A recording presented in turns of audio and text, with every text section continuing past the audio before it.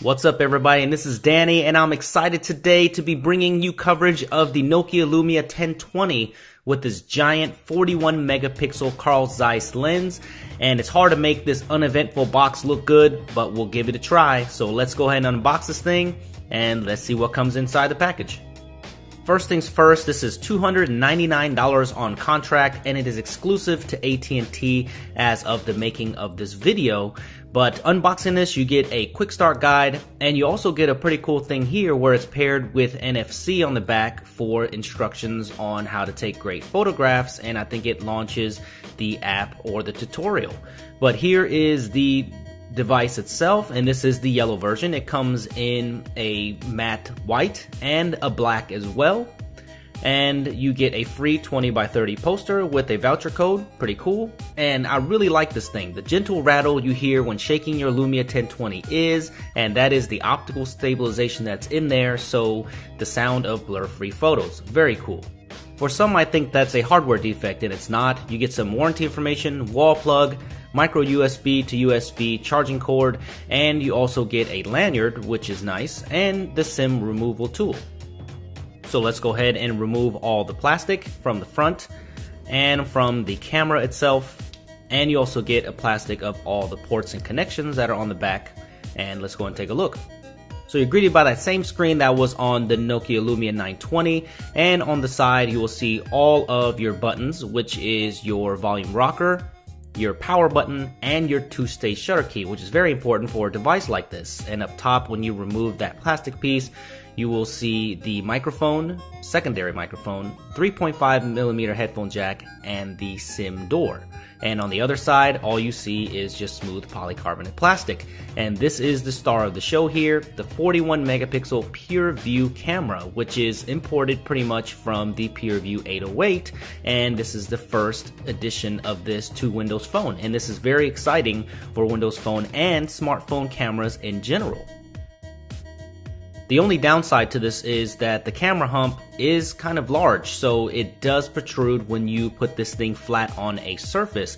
But trust me, it is nowhere near as bad as the Galaxy S4 Zoom with a 16 megapixel camera with 10 times optical zoom. So I'll definitely pin these up together, so subscribe to my channel so you don't miss that video. So let's go ahead and, without further ado, take a look at this camera and boot this thing up.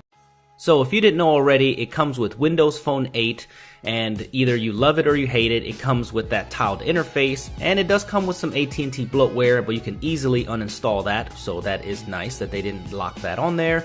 And either it's exactly the same experience that you're going to get on the other Windows phones, and there are some additions like Halo, Spartan Assault, and some other apps that they're trying to add to the store. And Nokia does a pretty good job of differentiating itself with some of their apps for the Windows 8 platform. But it's pretty much exact same, and you're going to be missing some key apps. So the big deal about this is the ProCam app that is included in the Lumia 1020.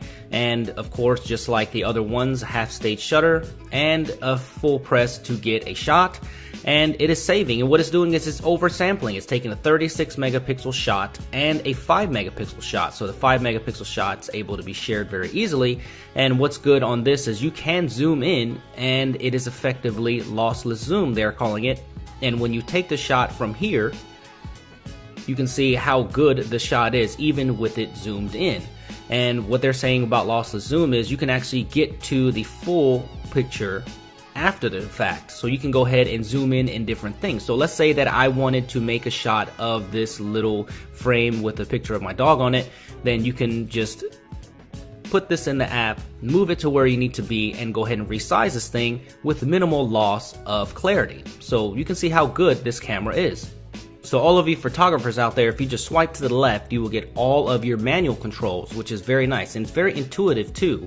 And if you tap on the screen, you'll get focus, but that little bar up top will give you individual settings. So there you can change the white balance and exposure and all that stuff right up there individually. And then when you turn these dials, you can see this right on the screen. So that makes it very good. The viewfinder is very good for you to get the photos that you need. And it also has manual focus too. So you can get that bokeh effect or that blur effect that you need on videos and photos.